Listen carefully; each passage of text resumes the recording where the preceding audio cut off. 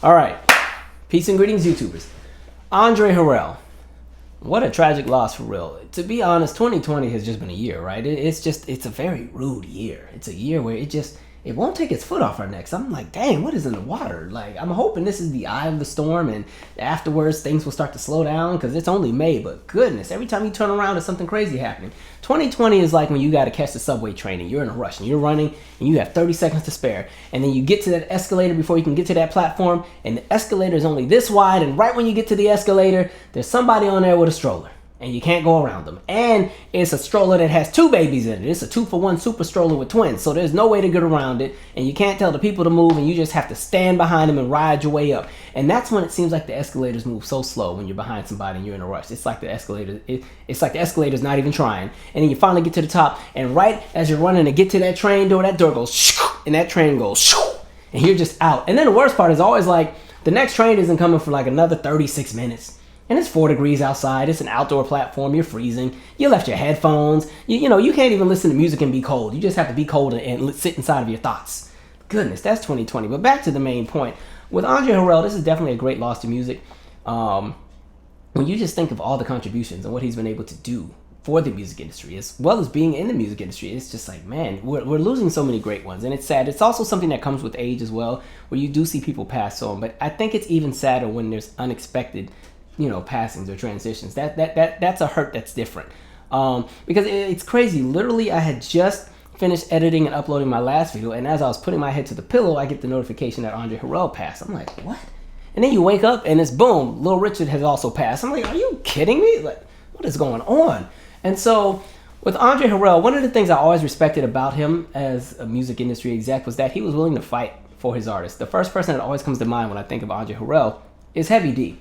And so if you go back to Andre Harrell's early beginnings, you remember he was actually an entertainer as well. He was in a rap group, Dr. Jekyll and Mr. Hyde, and they started back in the early 80s. I want to say 81, maybe 1980. They had their thing going, and then they ended up, kind of going in different directions. And Andre Harrell went to work for Def Jam Records with Russell Simmons. And so while he was over at Def Jam, he discovers Heavy D and the Boys. And he was really adamant about, putting them on and helping them to become a thing.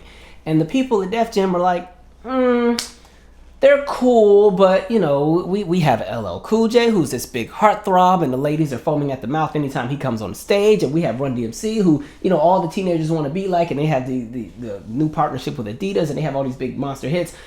And we also have the Beastie Boys, who are just like, they're staples on MTV. So we're not sure what we could do with Heavy D and the Boys. And so just those conversations alone pretty much became the determining factor with Andre Harrell saying, you know what, maybe I should go into this for myself. That way I can really fight and push the artist that I believe in. And so, a no to Heavy D ended up being a yes for Heavy D and Uptown Records. And that's pretty much, some of the beginning steps into creating Uptown Records. And then, the rest is history. Heavy D and the Boys, they become this big giant act. And I mean, lots of New Jack Swing classics. Now that we found love, we got our own thing. Is it good to you? A bunch of material. And for Heavy D, like when he hit.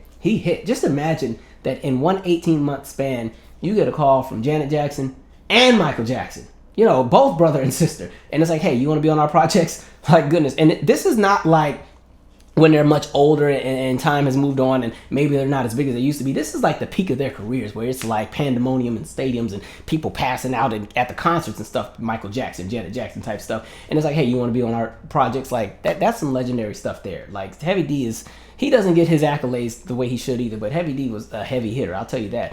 And so it's just, I've always had a respect for him when it came to fighting for artists. And another example would be somebody even like a Mary J. Blige.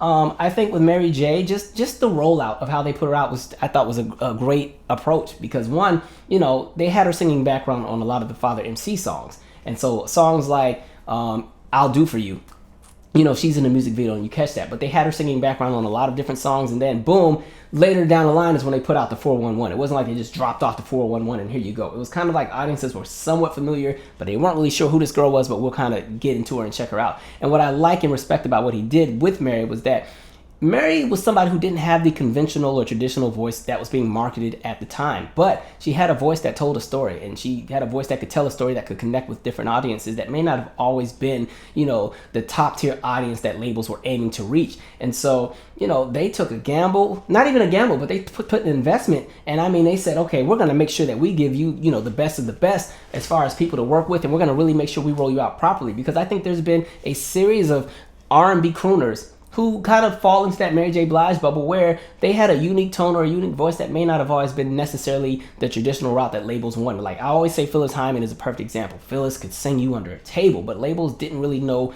what to do with her because they couldn't really mold her into a pop artist. But they wanted her to have pop success, even though she had a very, traditional soulful voice. They didn't know what to do with her. So it's kind of like she always got the short end of the stick with her labels. And same thing with somebody like a Mickey Howard. But this time when you flip the script and you talk about a Mary J. Blige, it was like they said, okay, we're going to really figure this thing out. And so they put in the time and the effort in the artist development. And then when Mary J hit. And even today, those albums, especially those early ones, the What's the 411s and the My Lives, and even the albums that would come after, the Share My Worlds and the Marys, like those are classics. Those are albums that aged so well. And so there's definitely a respect for that kind of effort. And even when you just talk outside of music, but you even just talk about his contributions to what happened with television and the television show New York Undercover, I always said New York Undercover worked because in addition to it just being a good show with a good storyline, the oversaturation of music made it stand out. Like, there was always going to be music heavily throughout every episode. As a kid watching, I got introduced to so many different artists just watching the show. It really wasn't a show kids should have been watching, but I got introduced to so many artists because, every episode would open with some kind of crime happening, right? And so, I don't know, maybe it's the husband walks in on the wife cheating, and so the husband's in there slicing up everybody, right?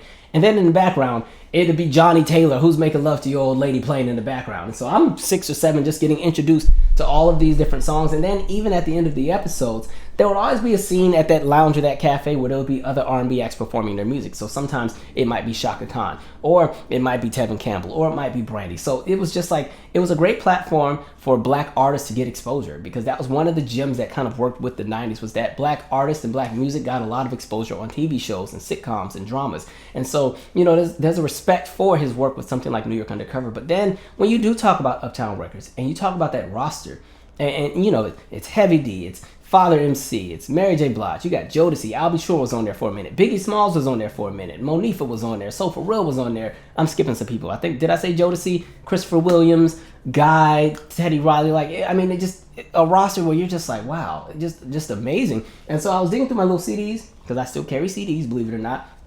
And so I was trying to find all of the albums that I had that had any kind of correlation with Andre Harrell. Now, if I were to start pulling all of them out, we'd be here all day. But I was like, let me just pull 2 that are like 2 of my favorites. And so one, this is funny. This is Jodeci's debut album, right? And when you just look at the track listing and you see like Stay In, Come and Talk to Me, Forever My Lady, You and I mean, oh, it's all right. I mean, these are just some gems, right? This was definitely a dope CD. And then the one that I get excited about, this was actually my father's, but then after he kind of shifted his ear for music and started giving me all of his CDs, I took this one from him. But it's MTV Unplugged, right? And so when you just look at the material, okay, the live version of Jodeci's Forever My Lady, live version of Jodeci Come and Talk to Me, live version of Jodeci Stay, live version of Jodeci Lately, Father MC One Night Stand. By the way, that's my favorite Father MC single next to I'll Do For You. I always like One Night Stand because I like the performance on this album or from this MTV Unplugged. One of the cool things about artists from probably like 1988 to 93 is that whenever they performed, they would always speed up the song so much faster when it's live. So, the original version is kind of like a man, he got on that Unplugged and then like the backup singers, all you want from me is a one night stand. Y'all, baby. I'm like, okay, like you had to know how to do some aerobics and everything to be a backup singer back then. Mary J. Blige, her cover of Sweet Thing. Mary J. Blige, Reminisce. Mary J. Blige, I Don't Want to Do Anything. Christopher Williams, All I See. Come and Go With Me, Christopher Williams. Is It Good to You? Heavy D and the Boys. I mean, these are some classic albums. And just, again, the fact that not only can you showcase we have great music, but we can showcase that our acts can perform their music very well. And here's some live bands, and we're going to do this on MTV. Just, it's dope. And then, again, when you just talk about the careers that were launched, somebody like Diddy, who at one point was A&R over at, Uptown Records. And then, of course, he went on to go and do Bad Boy. But it's funny how things work full circle. The other day, I was watching VH1 Soul, and they were playing Mariah Carey's Fantasy video.